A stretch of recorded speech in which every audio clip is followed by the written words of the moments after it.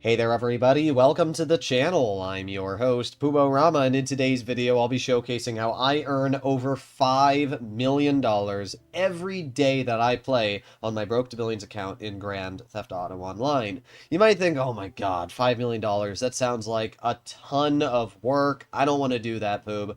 Well, I'm actually pretty confident by the time you're done watching today's video that you'll be like, oh, you know what? That's actually not that bad. And the sad part is, half of the money that I earn is actually passive income, and I'll be showcasing all of it. Now, the first thing that you want to do whenever loading in the GTA is set your spawn location to the garment factory. The reason why is for a couple of things. First of all, you got snacks right in front of you, so if you ever need to grab snacks, you can grab them all right here. But even more importantly than that is the fact that my terabyte is located inside of the garment factory, and accessing the terabyte allows me to be able to control all of my businesses. So we can see, for example, my nightclub popularity is really low. I can increase my nightclub by swapping DJs really quickly. If I do this 10 times, sure, it'll cost me 100 grand, but I will more than double the income I make there. So that alone is great. I can also see how much money I have in my nightclub, $1.85 million.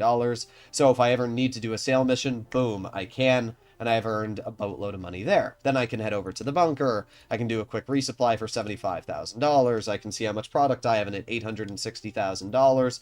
If I wanted to run the motorcycle club businesses, I could. And same for air freight cargo. Any of the properties in the game that you need to use, boom. Right here, Terminal Command Center, you're done. Then what I do is I hop onto my oppressor, which is going to instantly spawn me outside of my garment factory. And doing this, I'm now going to start sending my CEO assistants out. Every 48 minutes, you can source crates without lifting a finger. All you have to do is head over to one of Lupe's assistants, pay $7,500, and leave the warehouse. That's it. In 48 minutes, I will have, on average, 2 crates. Sometimes you'll get 3, sometimes you'll get 1, and that's it. And then I just need to make my way to each of the warehouses that I own. There's 5 of them in total if you have all 5 large warehouses. Doing this alone will earn you $140,000 of income. Yeah, you heard that right. That's a lot of money. And using the oppressor obviously makes this super easy as well, because I can just hop over to each of my warehouses. Should only take me about 2 minutes to do this. So here we go. We're already at warehouse number 2. Walk over to Lupe's assistant once again. Pay $7,500. Leave the warehouse. Boom. I'm not going to do this for all 5. You get the gist of it. My recommendation is to own the 4 warehouses that go down the strip like this. That way it's super easy to make it to each warehouse. And then the last one I own is over here. The better location is this one here, but either way, it's pretty close to the rest. And as I said, it should only take you like 2 to 3 minutes to fill all of your warehouses. It should not take a lot of time. Once you've finished filling your warehouses, you want to make your way over to the salvage yard. You can either fast travel there, or you can simply use the oppressor and fly right over there. As you can see, I'm doing that right now. The reason we want to head over to the salvage yard is specifically because of the fact we can do tow truck missions. You can do 2 tow truck missions every 48 minutes. There's a 2-minute cooldown after you've completed the first tow truck mission. So my recommendation is do 1 tow truck mission, and then while you're waiting for the cooldown, pull out your phone, watch 2 YouTube shorts, boom, it's been 2 minutes, do your second tow truck source. The reason you want to do tow truck missions is for 2 separate areas. First of all, they're very quick to do. On average, it only takes me like 2 to 5 minutes to do a tow truck mission. We can see this one, for example, is 3 miles away, which, you know, it might take me a teeny bit of time to complete, but even then, it's still pretty quick to drive the tow truck over there. But most of the missions are located in the city. And the really nice thing about that is, in return, you're making $24,000 of passive income every 48 minutes. So it's about $30,000 an hour. Not only that, but in 48 minutes, the vehicle that you brought to the salvage yard gets dismantled and earns you about $35,000. So in reality, you're spending about, what, maybe 5 to 10 minutes of work, and in return, with 2 vehicles being taken apart, you're going to earn, with the passive income added together, close to $100,000. 10 minutes of work, $100,000 of income. The best part about the salvage yard, which I always tell people, is that it slowly decreases in income over time. For example, on my Broke to Billions account, I have not done a salvage yard grab in like a week, and yet I'm still earning passive income from it. And that is simply because of the fact, as I said, it slowly decreases over time. It goes from $24,000 to $23,000 to $22,000 to $21,000, and then it starts going down less and less. So I would say realistically, with about 4 tow truck grabs, you can probably earn close to $300,000.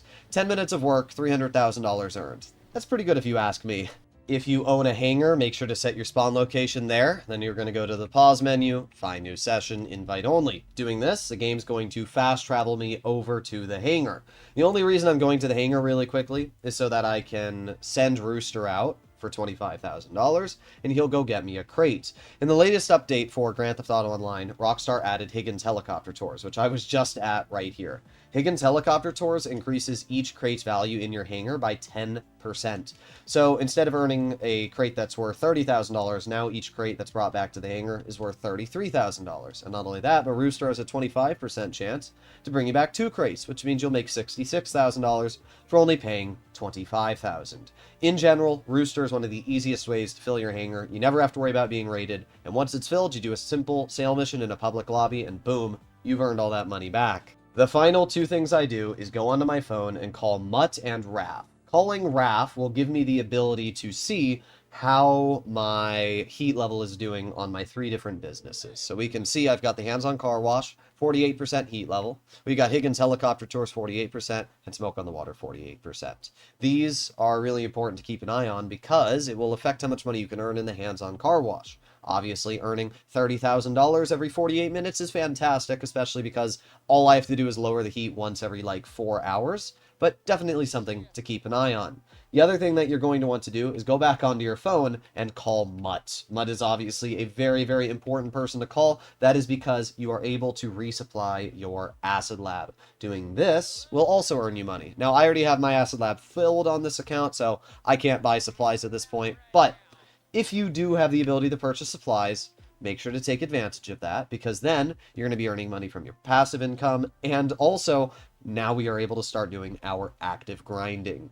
When it comes to the active grinding, you have 3 different ways to earn income. And I'm not going to tell you which of the 3 you should use. It just really depends on what mood you're in and how much money you want to earn. The 3 choices you have are the agency, which is obviously right behind me. We have the Mackenzie Field Hangar, which is all the way over here. And then we also have the Kosatka, which I can go fast travel to. These 3 options are going to earn pretty similar income. The Cayo Perico heist is still the best way to earn money in the game, so I would do the Cayo Perico heist out of the 3 if you're trying to earn just the most money possible. Then I would say the Mackenzie Field Hangar and agency are basically tied with each other. But you have to remember the Cayo Perico heist does have a long cooldown, so while you're waiting for that cooldown, you can make your way over to the agency or Mackenzie Field Hangar and earn money there. But here's the thing. This is where my grinding method becomes very important and where a lot of other people get lost, right? After, let's say I've just completed the Cayo Perico heist, and I'm not able to start it up for another 40, or whatever the time is. I think it's 2.5 hours. So let's say I'm not able to do this heist again. Here's the real big trick. If we go to the pause menu, go to online, and we press swap character, this allows me to then swap to my secondary character. Every GTA Online account is allowed to have 2 characters. And if you haven't created one, go press swap character or go press manage characters if you're on enhanced, create a new character. The reason why you want to do this is because your second character shares money that your main character has. So I've got $531 million in my bank account. If I were to swap over to my second character right now, that account would also have $531 million in the bank account. Being able to swap between accounts allows you to then do the Cayo Perico heist again. Now, yes, you do need to purchase a second Kosatka, which will set you back $2 million, and a Sparrow. But at the end of the day, it's a $4 million investment, and in return, I can then do back-to-back Cayo Perico heists. So instead of having to wait 2.5 hours, I can do one Cayo, swap to my second character, do another Cayo Perico, and then I can go back to my main account, do a Dr. Dre VIP contract or a Mackenzie Field heist, and then go to my second account, do another heist, and then go back to the Cayo Perico. You can see how this is absolutely huge and allows you to take advantage of the game. No, you cannot get banned for this. No, Rockstar will not patch it. It's been in the game for years, and I don't think they're going to do anything about it. But it's something that you can do that will earn you millions upon millions of dollars. And it's really got no downsides. That's the best part about it. My personal preference is doing 2 back-to-back Cayo Perico heists. If I'm actually trying, I can complete Cayo Perico in about 40 minutes, meaning that I can do 2 Cayo Perico heists in about an hour and a half, and if we add in the passive income grinding at the beginning, we're probably looking in total about 2 hours of effort. In that time, I'm earning $2.5 million from the Cayo Perico heists, and then also about $1 million in my passive earning potential. But we're not done yet. There's one final thing that we have to do. Before logging off of GTA on my Broke to Billions account, every night I go into my phone and I call the downtown Cabco at the current location I'm at. We'll wait for the Cabco to reply. There you go. Now a taxi's on its way. And the thing that I do is I sit right here. The reason you want to stay at this location is due to the AFK glitch that still works as of the time of recording. It's very easy to do, and you'll see that in just a moment. So what we need to do is wait for a taxi to spawn. Usually the taxi is going to make its way down this road here, or it'll appear behind me. We just got to wait a teeny bit of time. There you go. We can see the taxi right there. So what we're going to do is we're going to go to Service Vehicles, Kosatka, and we're going to call my personal Sparrow out. And while that taxi's right there, we're going to get into my Sparrow, and we're going to fly right in front of the taxi. So let's hop up over here. Let's get into my Sparrow. For some reason, the taxi driver is really stupid and refuses to drive around your helicopters. So if you own a Sparrow or a Buzzard, which I would assume you do, judging that you're able to do the Cayo Perico heist, what you want to do is you want to land your Sparrow as close as you can without hitting the taxi. So we're going to land it like right there. That's pretty dang close. Now what we're going to do is we're going to set a random waypoint. Perfect. And now, let's hop inside the taxi. Once we get inside the taxi, we're going to choose the waypoint as the destination. As you'll notice, the taxi driver is stupid and is not driving around the helicopter. Doing this, you will not get kicked from the game. So I can go, I can get up, I can leave my desk, and I can come back the next morning after I've slept, and I'll still be right here in the taxi. You can see how this is huge, because what doing this does is allows all of my passive businesses to continue running in the background. So my hands-on car wash will have $100,000 when I wake up. My acid lab should be finished. My nightclub should be full $250,000. It should also be ready to do a sale mission with. All of my businesses, my bunker, everything that I'm running passively will be filled. And you can imagine how this allows me to earn that final chunk of cash. If you had all the money that I'm able to earn from my passive income overnight, it's about $2 million.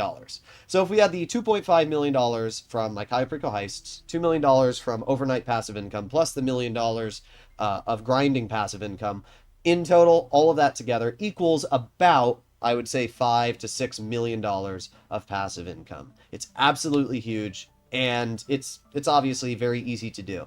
My grinding methods are never challenging, and I always try to make them as simple as possible so that I don't have to waste my time, just like you guys don't want to waste your time. So if you enjoyed this video and you want to see more content like it, make sure to smash that subscribe button down below, and I'll see you all in the next one. Bye-bye!